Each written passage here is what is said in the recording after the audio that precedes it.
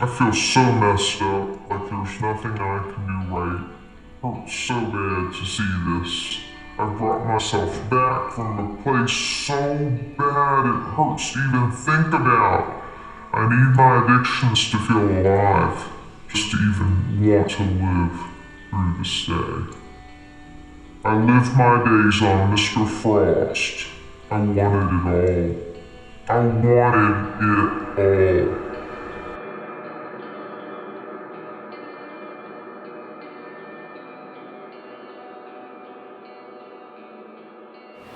It comes and goes.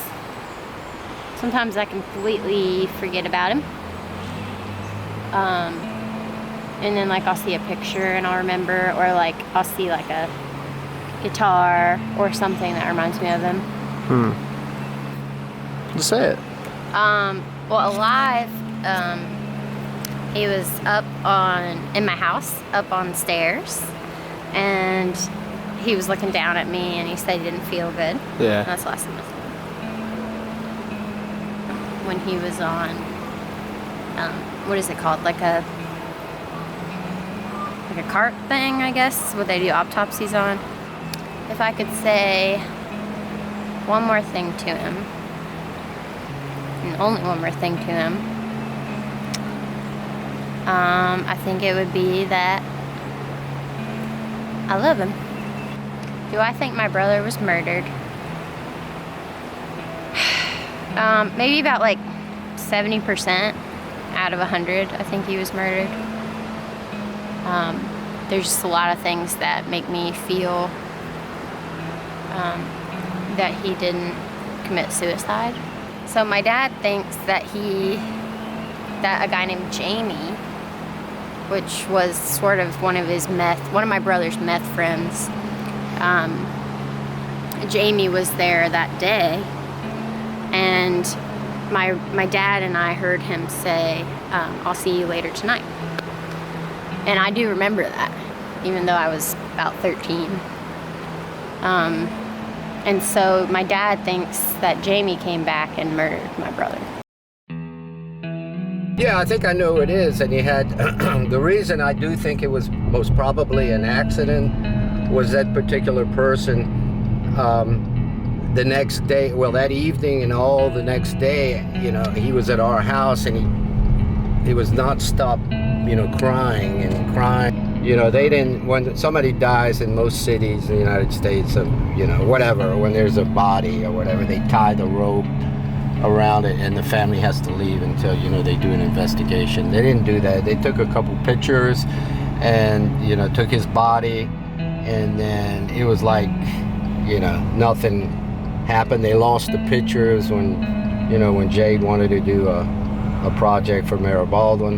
There's too many unanswered, questions that aren't resolved. So my mom, Dina, she kind of dealt with him a lot, kind of like I did at home, where he was kind of like schizophrenic. He would see things outside in my backyard, like a car that wasn't there, or people. One time we rushed him to the hospital and he had an incident with a cigarette at a gas station. I don't know, it's kind of weird because he really had some really good friends that really were motivated to do things. I guess Logan was a little bit like me. He got along with everybody, but he had different friends.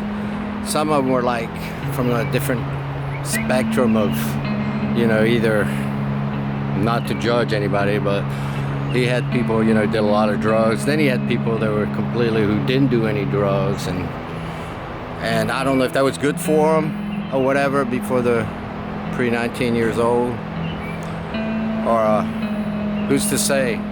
It's kind of difficult. He's a great son.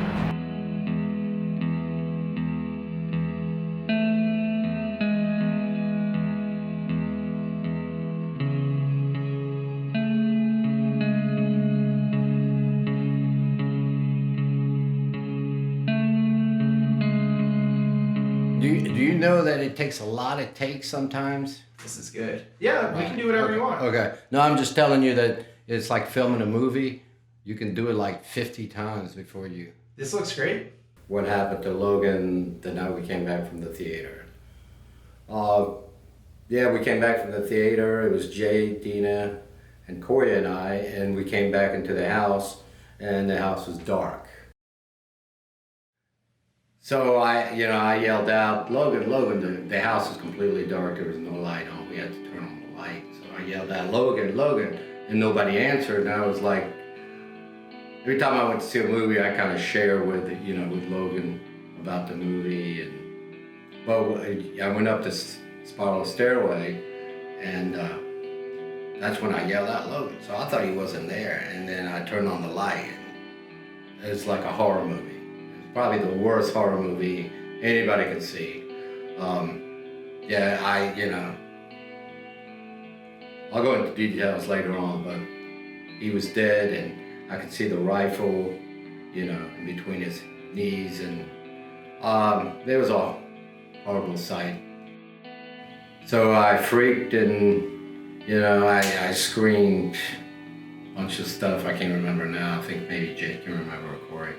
And I fell down the spiral stairways, and I said, Logan shot himself. Logan is dead. It was just a normal night going to the movies, and my girlfriend at the time, everybody, Logan wasn't feeling good, so he didn't come, and got home, and you could just know something was off from the time we got there. Everybody kind of went their different ways when we got home, and my dad went upstairs, and that was how we knew. We heard Dad basically kind of let out a scream, because he was just shutting down at that point from seeing his son. So that's the big thing that is burned in my memory of all of it, is hearing my dad make that noise. So I went up and helped my dad down the stairs. I mean, it's tough, but that's the main thing that kind of stuck with me, is just that's the time. I already knew, just didn't even look when I went up to grab Dad, just helped him down the stairs, and I already knew. So why do I know that Logan killed himself, committed suicide, one might describe it as? I know that from the dealings I had with him over the year, taking him to the doctors, speaking with him. There's one particular night I took him to the emergency room. I knew that he wasn't processing correctly in his brain. And I know it was scary for him, and I know it was painful, and I know he was tired of it. And he had mentioned, taking his life. There was a particular person, I don't remember who it was now, that kind of confirmed that. But even if nobody confirmed it, I knew in my heart, I knew when we came home, I knew when his father fell down the stairs, and when Corey went up, and when Jade was circling around saying, this isn't real, this isn't real, this isn't real, I knew in my heart that he had just gotten worn out with all of it, and that he took his life. A year and a half of being sick at that level, he was done. And he took the opportunity of when his family went to a very long movie that lasted like 3 hours, and he took a shower, dressed up, went upstairs, sat on the sofa, put the gun between his legs, and somehow managed to shoot himself. This is Logan's writing. All I feel is pain. I sit here by myself and try to figure out why I'm all alone. I have nothing to show for myself. I have nothing to give you. All I am is an empty shell, and everything inside me feels like hell. I am doomed. There's nothing for me here. I'm ashamed of my pain, and it won't go away. Good to go. All right, just start talking. So the date was December 29th, 2005.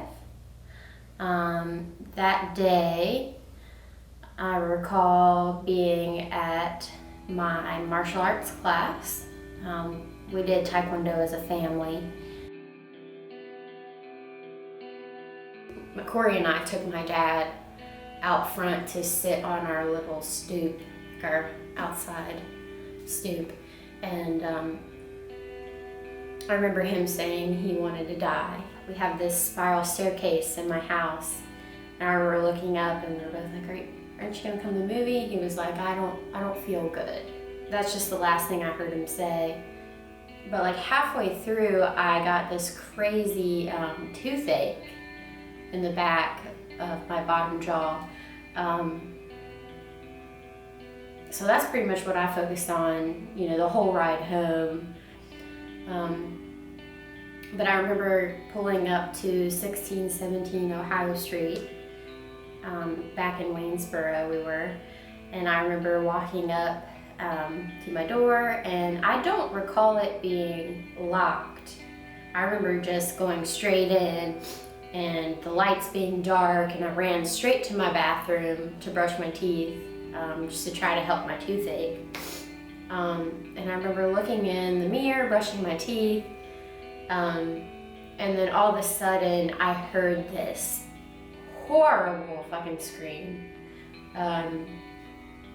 And it was my dad, and I just stopped brushing my teeth, and I walked out like ready to see, you knew something horrible had happened, like someone died or just, so I walked out and I see my dad continuously screaming, and he starts falling backwards down the spiral staircase, tumbling down. And my brother and I see him, and we're like, what's going on? What is it? And he's like, my son. We just knew at that point that, something horrid was upstairs. I'm a veteran now after all this, and there's veterans every day that, survived in battle and still take their own lives because of the stuff inside their heads. So I don't know. I mean, I'm really 50-50. I've always felt 50-50 about it. It's, I don't know if that's reality or just not wanting, wanting a hope that he didn't take his life, A big loss to see what he could have been now. So it's a big loss for everybody. Anyone you talk to, no one's going to say they didn't like Logan. He helped them.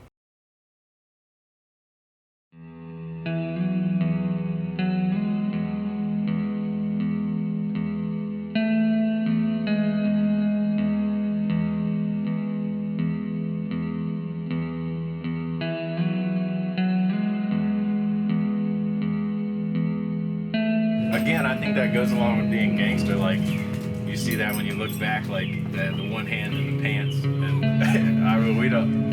It's funny to us, but that was like I don't know what that comes from, but that's hilarious. We were just looking at the reading through the autopsy reports and all that stuff, and it was talking about he had a what is the word? Prostate. Unremarkably sized prostate, like not in a bad way, but like Prostate.